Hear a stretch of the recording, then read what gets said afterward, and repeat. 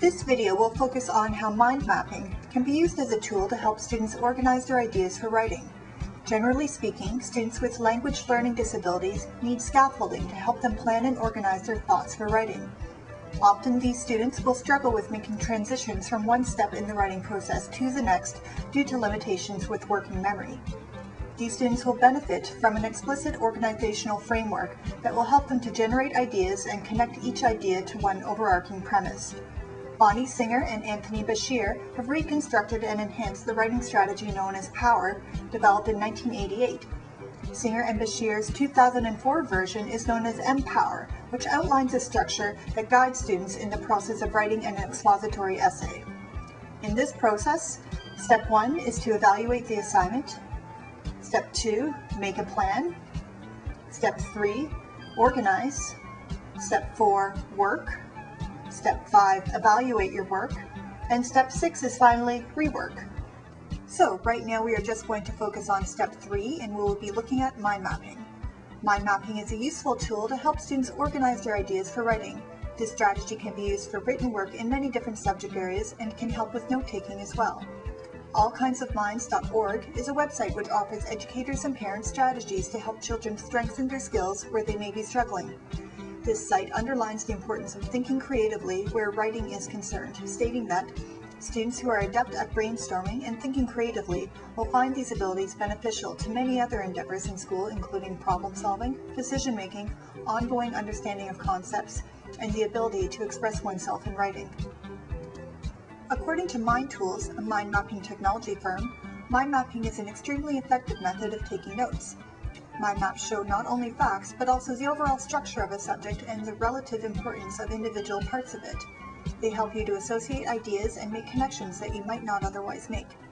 While mind maps can be drawn by hand, there are several software programs available, including Inspiration and Smart Ideas. Both are available in many TDSB schools. There are also online versions available, such as MindMeister.com, which do not require downloading software. Mind maps differ from traditional brainstorming in that they hierarchize information while still allowing new connections to be made. Before beginning to teach the mind mapping strategy, students will need to know some general information about whatever the topic is that is being explored. Using summer vacation as an example topic, students can brainstorm ideas associated with it using a word wall. This can ideally be done as a class where students call out words and the teacher writes them on the board in no particular order. Now that the ideas have been generated, students can now use a mind map to help structure and categorize these ideas. So, just as in our brainstorming word wall, we will begin our mind map by writing the title of our topic in the center. Next, we will create major subheadings of the topic, extending out from the center title. We can go back to our brainstorming word wall to help develop these major subheadings by making connections between ideas. Next, as we burrow into the subject and uncover another level of information, further minor subheadings or individual facts can be added on. Finally, individual facts or examples can be extended from the appropriate heading. A complete mind map may have main topic lines radiating in all directions from the center. Subtopics and facts will branch off these like branches and twigs from a trunk of a tree. While teaching mind mapping, it can be helpful to model one with an entire class. You will want to introduce the mind map explicitly, explain its purpose, how it is useful, and its different components. As students generate ideas, help them distinguish between main ideas, supporting ideas, and examples. When a student contributes an example, try to get at the underlying idea, connect these ideas together, and then back to the main idea.